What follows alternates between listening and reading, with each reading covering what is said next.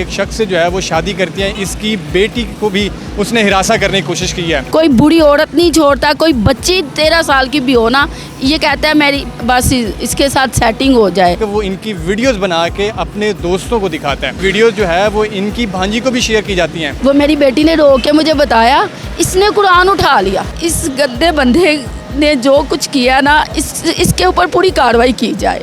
ये हर दफ़ा बंदा बच जाता है, ये साफ़ हो जाता है और उसी थाने में बैठ के मुझे गंदा करके निकल आता है। क्या कहता है उधर? मुझ पे इल्ज़ाम लगाता है ये टैक्सी है। मैं मरियम नवाज़ साहबा को यही पैगाम दूंगी कि प्लीज़ जिन औरतों के सर पे कोई सहारा नहीं होता ना, कोई उनका बाप या भाई ना हो, तो वो उनको इंसाफ दे।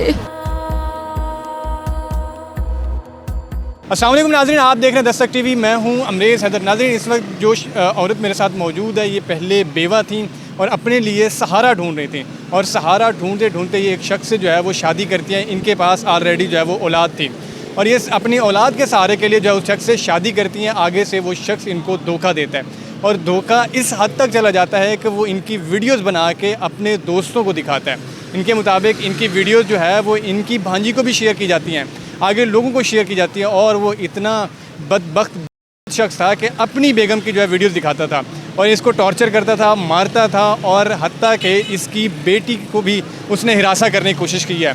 ये कहानी है क्या, इनका उनसे ताल्लुक़ कैसे बना, ये कहानी इन्हीं की ज़ुबानी जानते हैं। अस्सलाम वालेकुम। वालेकुम अस्सलाम। सबसे पहले तो मुझे आप अपना नाम बताएँ और अपने उस शोहर का भी नाम बताएँ जो आपके साथ जो है वो निकाह में मुंसलिक था।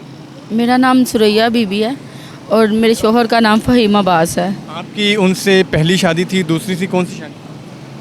मेरी उससे दूसरी शादी है। आपके उसके साथ मरासिम जो है वो कैसे कायम हुए, किस तरह आप जो है उसको ढूंढते, सहारा ढूंढते उस तक पहुँची? नहीं, बस वो किसी फैक्ट्री में खुद काम करता था, तो बस हमें रोज़गारी चाहिए थी।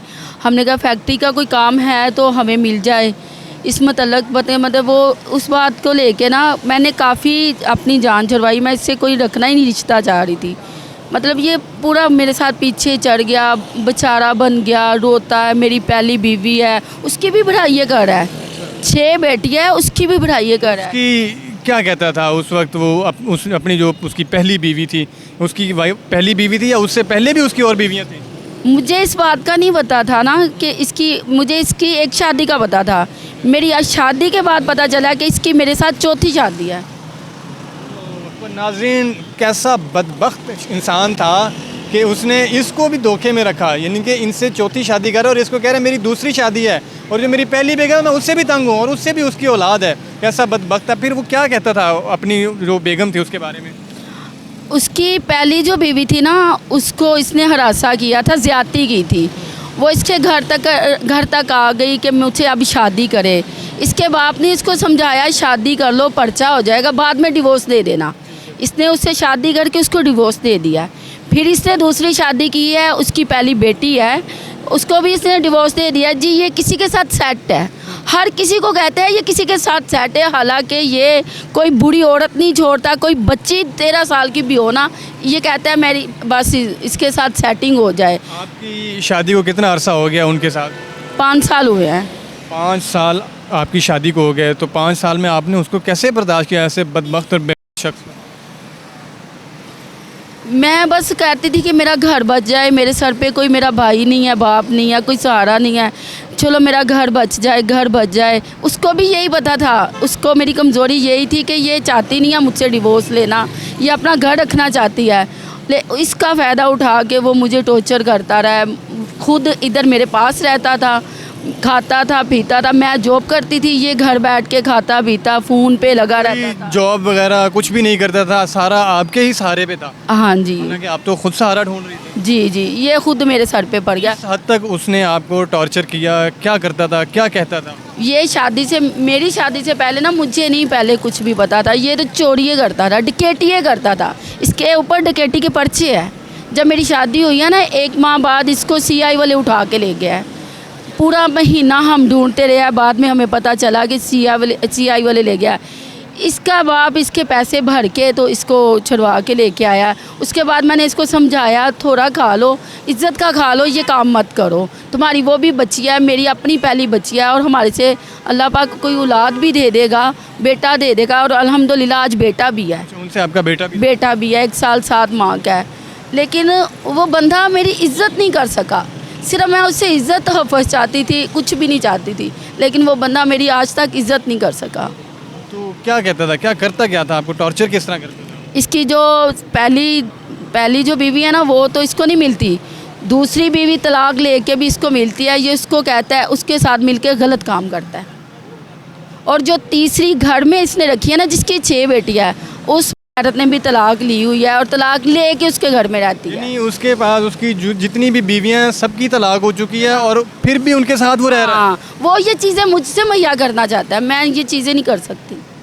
फिर क्या करता था आपके साथ? मुझे बस ये कहता था कि बस पैसे मेरे कज़न भेजते थे, या मेरा काम है ऑनलाइन का, मुझे पैसे आते थे। मैं जब तक इसको खिलाती थी ना, पूरे रिश्तेदारों में, दोस्तों में, ये मेरी बीवी बड़ी अच्छी है, ये मेरी, जब मैं नहीं देती थी ये मुझे भी जलील करता था, मेरी बच्चियों को भी जलील करता था। कितना पैसा अब तक आप खिला चुकी हैं उसको? इसने कम से कम, मेरे कज़न ने मुझे पूरा 1.25 करोड़ दिया है कि अपना घर बना लो, अपनी बच्चियों का, अपना। इस बंदे ने भी तुम्हारा नहीं साथ देना, ये नशेई है, चोर है, नशा भी करता है? नशे भी करता है, पीता है, सारे नशे करता है, चोरियाँ भी करता है, सब कुछ करता है।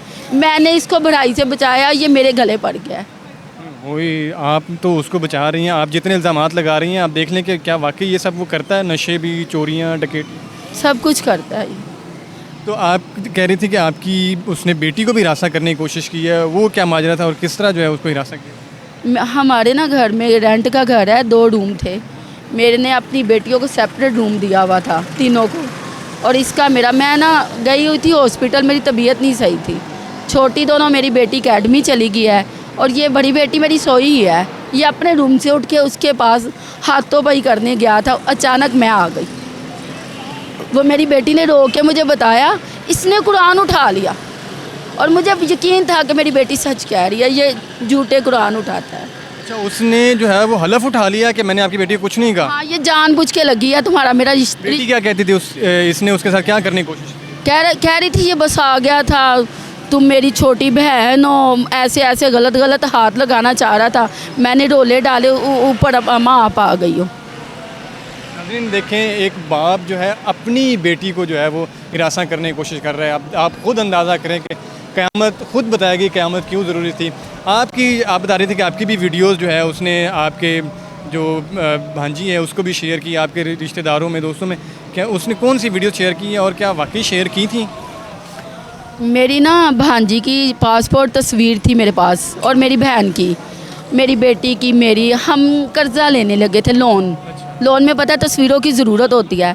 मुझे नहीं पता इसने कब मेरे वॉलेट से चोरी की है, और अब उसको एक पेपर में लगा के नीचे लिखता है ये एक ब्लैकमेल टोला है, ये लोगों को ब्लैकमेल करते हैं। और ये कल की बात है, ये पेपर 3-4 बना के गलियों पे लगा के गया। वो किस लिए? बस वहाँ पे ब्लैकमेल टॉर्चर कर रहा है ना, कि मुझसे सुलह करे। मैं इस बंदे को अब अपनी बेटियों के पास नहीं रखना चाहती। आप पुलिस में गई हैं, पुलिस को कहा है कि ये शख्स जो है मुझे टॉर्चर कर रहा है, हालांकि मैं एक बेवा खातून थी, मैंने सहारा ढूंढने की कोशिश की, अब आप मेरा सहारा बने क्योंकि पुलिस ही हमारी मुहाफ़िज़ है। मैंने बहुत दरख्वास्तें दी है गाज़ियाबाद थाने 2 से 3 दफ़ा, लेकिन ये बंदा साफ़ होके निकल जाता है, बच के निकल। इसके साथ पुलिस भी, इसके साथ वकील भी, इसका एक यार है, दोस्त है, बगैरत, कसूर का है, उसका नाम साकी है, साकिब। वो भी देखो मेरे चाचू के बेटे को फ़ोन करके कहता है, आईडी पे नंबर नहीं है उसके पास, टिकटॉक की आईडी पे उसको ब्लैकमेल कर रहा है, मैनू अपनी भैन दे घर दा एड्रैस दे। मैंने घर नहीं ना बताया अपना, मैंने घर चेंज किया हुआ है, तो घर का एड्रेस दो, नहीं तो हम तुम पे रेड कर लेंगे। यानी कि उनको भी जो है वो धमकियाँ लगा रहा है। आपकी कितनी बेटी है? मेरी 3 बेटी है। आपको दुख होता है कि आपकी बेटियां जो है वो बेसहारा हो गई, आप सहारा ढूंढने की कोशिश कर रही थी?